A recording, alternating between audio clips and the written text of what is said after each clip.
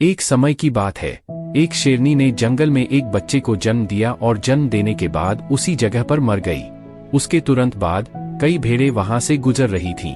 वह शेर का बच्चा, जो अभी अभी दुनिया में आया था, भेड़ों के साथ मिल गया और उनके साथ रहने लगा।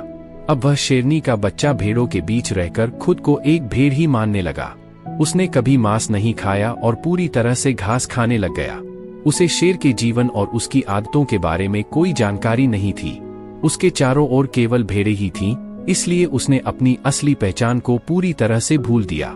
समय बीतते बीतते वह शेर का बच्चा अब एक जवान शेर बन चुका था। वह भेड़ों के झुंड में बिल्कुल अलग ही दिख रहा था, लेकिन भेड़ों ने उसकी उपस्थिति को स्वीकार कर लिया था। एक दिन एक बूढ़ा शेर भेड़ों के झुंड पर हमला करने आया। जब उस बूढ़े शेर ने जवान शेर को भेड़ों के साथ देखा तो वह चकित हो गया। उसने पहले कभी ऐसा नहीं देखा था।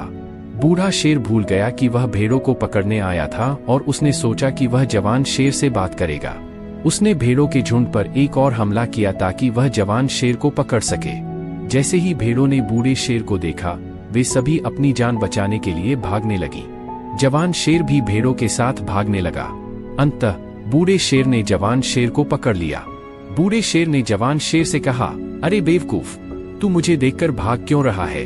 जवान शेर ने रोते हुए कहा, कृपया मुझे छोड़ दो, मैं एक साधारण भेड़ हूँ, मुझे जाने दो। वह बूढ़े शेर को देखकर एक भेड़ की तरह कांप रहा था। बूढ़ा शेर यह सुनकर हैरान हो गया और उसने समझा कि क्या हो रहा है। उसने जवान शेर को एक नदी के पास ले जाकर कहा, अपने आप को इस पानी में देखो। नदी का पानी शांत था। बूढ़े शेर ने जवान शेर से कहा कि वह अपने चेहरे को नदी में देखे और फिर उसके चेहरे को देखे। जवान शेर ने डरते हुए अपना चेहरा नदी में देखा और आश्चर्यचकित हो गया।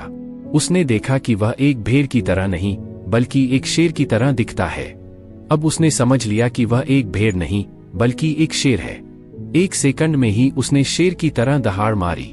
उसकी दहाड़ सुनकर पूरा जंगल कांप गया। उसने अपनी पहचान और अपनी शक्तियों को समझ लिया और खुद में एक नई ऊर्जा महसूस की, जो उसने पहले कभी नहीं अनुभव की थी।